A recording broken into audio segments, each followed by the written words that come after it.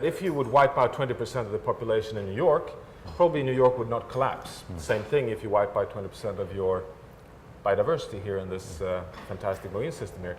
But if you lose some functional groups, then the system might collapse. Science now shows with so wide and convincing evidence that we've reached a completely new juncture for humanity, where we're not only putting our immediate well-being and life support at risk through degradation of ecosystems and climate, but we're also approaching a point where we cannot any longer exclude the risk of crossing catastrophic tipping points that could irreversibly take the planet into a direction that cannot support the modern world as we know it.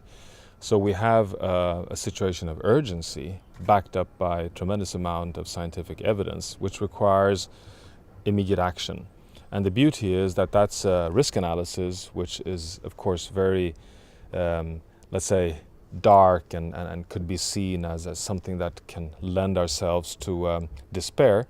But the beauty is it can be matched with an equal amount of evidence that a deep, deep transition into a global sustainable future is both possible and also desirable. How do you deal with this fact that you put economic value in ecosystems, but you're not, one, able to really capture the functional and response diversity?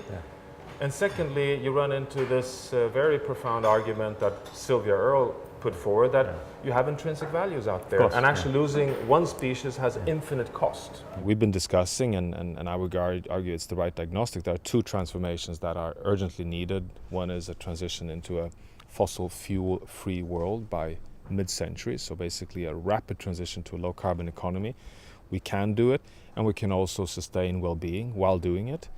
And the second is a transition to a sustainable agricultural future where we provide food for 9 billion people without undermining the world's rainforests and ecosystems, without eutrophying our marine systems, and without over-consuming fresh water.